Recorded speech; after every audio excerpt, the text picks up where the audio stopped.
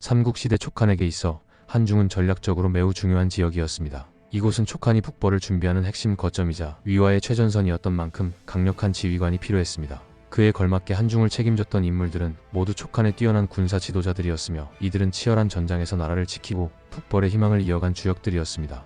비록 이들이 촉한 전체를 지휘하는 최고 사령관은 아니었지만 한중을 지키는 일은 결코 쉬운 일이 아니었습니다. 전선의 최전방에서 무거운 책임을 감당하며 나라를 위해 헌신했던 이들의 역할은 실로 빛나는 것이었습니다. 이번 영상에서는 한중을 맡았던 주요 지휘관들을 살펴보고 그들이 보여준 지혜와 용맹을 조명해보고자 합니다. 위연은 촉한의 인물 중에서도 독특한 행보를 보인 인물입니다. 그는 원래 유비군의 일개 병졸이었으나 뛰어난 능력을 인정받아 장군의 자리까지 오른 입지전적인 인물이었습니다. 이는 촉한 내부에서도 매우 드문 사례로 그의 군사적 재능과 용맹이 얼마나 뛰어났는지를 보여줍니다. 유비가 한중을 점령한 후 놀랍게도 유비는 한중 지역의 책임자로 장비가 아닌 위연을 임명했습니다. 장비는 촉한을 대표하는 맹장이었으며 유비와 오랜 세월을 함께한 인물인 만큼 그가 한중을 맡을 것이라 예상한 이들이 많았을 것입니다. 그러나 유비는 전혀 다른 선택을 했고 장비 역시 이에 별다른 반발 없이 위연을 인정했습니다. 이는 위연이 당시 한중을 다스릴 만한 자질을 갖추고 있었음을 의미합니다. 다만 위연이 한중을 책임지고 있던 시기에는 유비의 본대가 한중에 주둔하고 있었으며 이후 유비가 촉한의 황제에 오르면서 군체제가 개편되자 마초가 그의 상관으로 부임했습니다. 이를 고려하면 당시 위연의 영향력은 우리가 생각하는 것보다 크지 않았을 가능성이 높습니다. 그는 중요한 직책을 맡았지만 완전한 독립적 권한을 행사하는 입장은 아니었을 것입니다. 이후 위연은 촉한의 북벌 과정에서 여러 공을 세우며 활약했습니다. 그러나 그의 강한 개성과 고집스러운 성격은 항상 주변인들과의 갈등을 불러왔습니다. 특히 제갈량의 측근이었던 양희와의 사이는 최악이었으며 두 사람의 갈등은 끊임없이 지속되었습니다. 다행히 제갈량이 생전에 중재자 역할을 해주었기에 두 사람은 충돌하지 않고 각자의 역할을 수행할 수 있었습니다. 그러나 234년 제갈량이 오장원에서 병사하자 두 사람의 대립은 결국 폭발하고 말았습니다. 위연은 제갈량 사후 회군 명령을 거부했으며 아군의 퇴각로인 잔도를 불태우는 극단적인 행동을 감행했습니다. 이는 촉한 본대를 적진 한가운데에 고립시키는 위험한 행위였으며 더욱이 그는 군을 이끌고 공격까지 감행하려 했습니다. 결국 양희가 보낸 왕평이 그의 움직임을 저지했으며 마대가 그를 체포하여 처형하면서 위연의 이야기는 비극적으로 마무리되었습니다. 위연은 뛰어난 전공을 세운 용장이었으며 능력만 놓고 보면 촉한에서도 손꼽히는 인물이었습니다. 그러나 그의 다혈질적인 성격과 극단적인 행동들은 끝내 화를 불렀고 그는 반역자로 낙인 찍혀 생을 마감하고 말았습니다. 만약 그가 보다 원만한 대인관계를 유지하며 주변과 협력했다면 촉한의 역사에서 더욱 빛나는 장군으로 남았을지도 모릅니다. 마초는 원래 유비와 동등한 위치에 있던 강력한 군벌 출신이었습니다. 그는 서량 지역을 기반으로 세력을 구축한 명장이었으며 한때 서북 지역에서 조조에게 큰 위협을 가했던 인물이었습니다. 그러나 211년 동맹 관계였던 장로의 배신과 조조의 강력한 공격으로 인해 그는 가족과 세력을 모두 잃고 망명 생활을 해야 했습니다. 이후 유비를 찾아와 그의 휘하로 들어가면서 촉한의 장군이 되었습니다. 유비는 마초를 단순한 부하가 아니라 동등한 세력에서 합류한 동료로 대우했습니다. 그의 뛰어난 무예뿐만 아니라 서량 지역에서 쌓아온 명성과 인망도 무시할 수 없는 요소였기 때문입니다. 마초는 유비 휘하에서도 매우 우대받았으며 직책으로만 따지면 장비와 동급이거나 오히려 근소하게나마 우위에 있을 정도였습니다.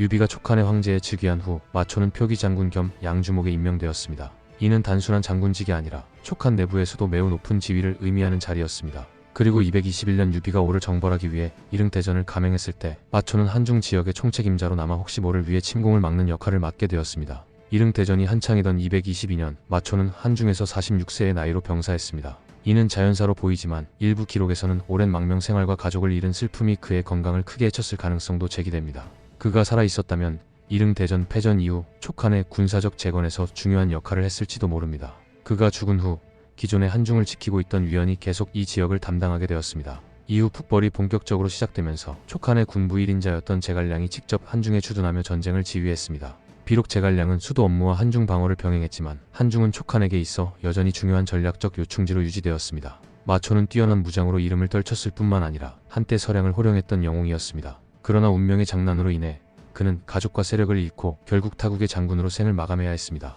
그럼에도 불구하고 그는 촉한에서 중용되었으며 한중을 지키는 중요한 역할을 수행하며 촉한 역사에 한 획을 그었습니다. 오이는 후한 말 군벌 유장 휘하에서 활동했던 장수로 삼국시대 촉한의 중요한 무장이었습니다. 그는 유비의 후처인 목황후의 오빠이자 유선의 의붓 외삼촌으로 촉한 황실과 깊은 인연을 맺은 인물이었습니다. 이러한 배경 덕분에 촉한에서 상당한 신임을 받았으며 무장으로서 뿐만 아니라 군사와 정치의 중책을 담당하는 인물로 성장하였습니다. 오이는 본래 유비와 적대 관계에 있었습니다. 유비가 익주를 차지하기 위해 진군했을 때 그는 유장을 도와 부연해서 유비군과 맞섰습니다. 그러나 결국 패배하고 유비에게 투항하게 되었으며 이후 촉한의 장수로 활동하게 되었습니다. 유비는 유장의 세력을 포섭하는 과정에서 오이를 적극적으로 중용하였고 그는 호군과 토역 장군 등의 직책을 거치며 촉한의 핵심 장수로 자리 잡았습니다. 유비가 황제에 즉위하면서 오이의 입지는 더욱 강화되었습니다. 유비가 목항우와 결혼하면서 그는 황실 외척이 되었고 촉한 내부에서 상당한 영향력을 행사할 수 있는 위치에 올랐습니다. 또한 그는 유비의 신임을 바탕으로 관중 도독으로 임명되며 군사적으로도 중요한 역할을 맡게 되었습니다. 228년 제갈량이 푹벌을 개시하자 오이는 중요한 거점에서 활약할 수 있는 장군으로 추천되었습니다. 많은 사람들이 위연이나 오이를 선봉에 세워야 한다고 주장했으나 제갈량은 마속을 선택했고 결과적으로 첫 번째 푹벌은 큰 실패로 끝나고 말았습니다. 이는 오이를 신뢰했던 이들에게 아쉬움을 남겼지만 그가 군사적 능력을 인정받았음을 보여주는 사례이기도 합니다. 이후 푹벌 과정에서 그는 여러 차례 전공을 세웠습니다. 230년 위연과 함께 양계에서 위의 장수 곽해와 비호를 격파하며 촉한의 북방 방어를 강화하는 데 기여했습니다. 이러한 공을 인정받아 그는 좌장군으로 승진하였으며 고향 양후에 봉해졌습니다. 234년 제갈량이 병사하자 오이는 톡한중으로 임명되며 한중 방어를 전담하게 되었습니다. 그는 거기 장군 겸 가절의 직위를 받으며 촉한의 중요한 방어선을 책임지는 역할을 맡았습니다. 또한 옹주 자사를 겸임하며 행정적인 업무도 담당하게 되었고 재양으로 봉해지면서 군사적, 정치적 역할 모두에서 중심적인 위치를 차지하였습니다. 오이는 뛰어난 용맹을 보인 무장이기보다는 강한 통솔력과 전략적 판단력이 돋보이는 장군이었습니다. 그는 많은 군사를 보유하지 않고도 적을 효과적으로 제압하는 능력을 갖추고 있었으며 쉽게 위기에 빠지지 않는 신중한 지휘 스타일을 보여주었습니다. 또한 유연 시절부터 복무했던 경험이 있어 익주 출신 장수들 중에서도 상당한 고참으로 여겨졌습니다. 그러나 아쉽게도 촉한이 멸망한 이후 그의 기록은 거의 남아있지 않습니다. 그는 237년 병사하였으며 이후 촉한의 한중 방어는 왕평이 담당하게 됩니다. 제갈량 사후 촉한의 군부에서 중요한 역할을 했던 인물이었지만 그의 공적은 세월이 흐르면서 점차 잊혀졌고 열전조차 남지 않게 되었습니다. 오이는 촉한의 주요 장수 중 한 명으로 뛰어난 통솔력과 정치적 배경을 바탕으로 한중 방어의 핵심 역할을 맡았습니다. 비록 그의 이름은 후대에 널리 알려지지 못했지만 촉한이 푹벌을 지속하고 한중을 지켜낼 수 있었던 데에는 그의 역할이 컸습니다. 만약 그가 조금 더 오래 생존하여 촉한의 마지막 순간까지 활약했다면 그의 존재는 더욱 부각되었을지도 모릅니다. 왕평은 촉한에서 가장 인상적인 성장 스토리를 가진 인물 중 하나였습니다. 그는 고아로 자랐으며 문맹이었고 게다가 촉한의 적국이었던 위에서 항복한 항장이었습니다. 그러나 이러한 출신 배경에도 불구하고 그는 뛰어난 군사적 능력과 충성심으로 점차 성장하여 촉한의 핵심 지휘관 중 한 명이 되었습니다. 왕평은 제갈량이 이끄는 푹벌에서 중요한 역할을 맡았습니다. 푹벌 당시 촉한의 국가 1인자였던 제갈량은 직접 한중에 주둔하며 군사 작전을 지휘했으며 왕평도 이 과정에서 주요 장수로 활동했습니다. 237년 한중을 담당하던 오이가 병사하자 왕평이 그 후임으로 한중을 책임지게 되었습니다. 이때 왕평은 한중의 방어를 맡게 되었지만 그가 상대해야 할 적은 결코 만만치 않았습니다. 당시 위는 촉한을 압박하기 위해 지속적으로 한중 방면을 노리고 있었으며 결국 대규모 침공이 감행되었습니다.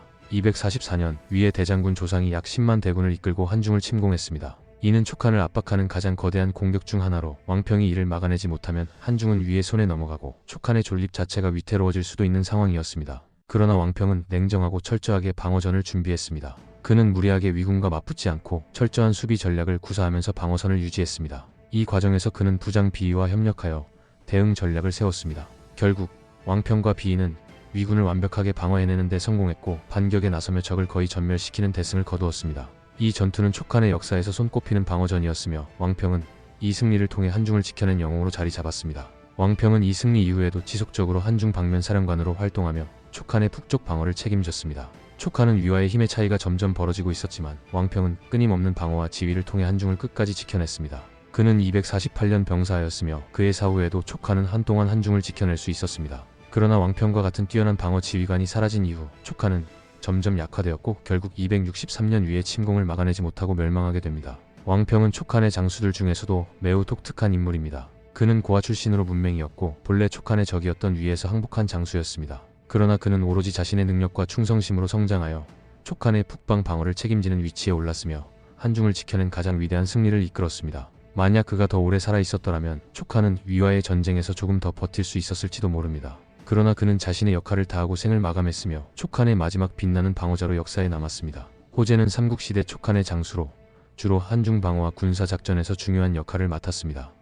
그에 대한 기록은 비교적 적지만 촉한이 북방을 방어하는 데 있어 중요한 역할을 수행한 인물 중 한 명입니다. 호재는 촉한에서 중견 장수로 활약하며 주로 한중 방어를 담당했습니다. 특히 푹벌이 진행되던 시기에 그는 중요한 방어 임무를 맡아 위의 침공을 저지하는 역할을 했습니다. 그의 군사적 역량이 인정받았기에 촉한이 북방을 방어하는 데 있어 중요한 지위를 차지했던 것입니다. 왕평이 병사한 후 촉한은 점점 쇠퇴해 갔으며 위는 지속적으로 촉한을 압박하며 침공을 준비하고 있었습니다. 이러한 상황에서 호재는 한중 방어선에서 중요한 위치를 맡아 위군과 대치했습니다. 263년 위는 대규모 병력을 동원하여 촉한을 침공했습니다. 이때 위의 총사령관이었던 종해는 강유의 북방 방어선을 돌파하고 촉의 수도성도로 진격했습니다. 이때 촉한은 급박한 상황에 놓였으며 방어를 맡고 있던 장수들은 빠르게 대응해야 했습니다. 당시 호재는 위군을 저지하기 위해 방어를 시도했지만 위의 압도적인 병력 앞에서 촉한의 방어선은 점점 무너지고 있었습니다.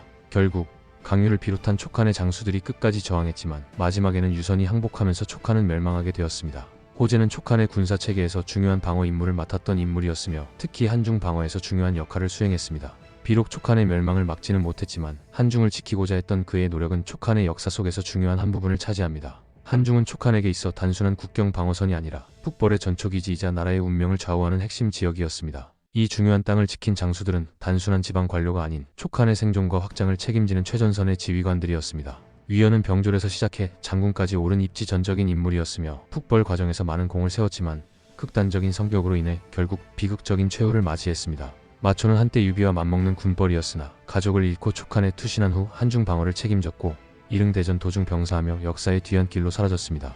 오이는 촉한 황실과 연이 닿아 있었으며 강력한 통솔력과 풍부한 경험으로 한중을 지켜냈지만 기록이 소실되면서 그 공적이 제대로 조명되지 못했습니다. 왕평은 고아 출신의 문맹 함장이었음에도 불구하고 자신의 능력과 충성심으로 촉한의 최전선 지휘관이 되었고 한중 방어전에서 역대급 대승을 거두며 촉한을 지켜냈습니다. 마지막으로 호재는 촉한 말기에 방어를 맡았지만 결국 위의 대규모 침공을 막지 못하고 촉한의 멸망을 함께 맞이해야 했습니다. 이처럼 한중을 지킨 장수들은 각기 다른 배경과 운명을 가졌지만 모두 촉한을 지키기 위해 최선을 다한 인물들이었습니다. 비록 촉한은 끝내 멸망했지만 이들이 한중에서 보여준 용기와 헌신은 역사 속에서 빛을 잃지 않을 것입니다. 영상을 시청해주셔서 감사합니다. 구독과 좋아요 부탁드립니다.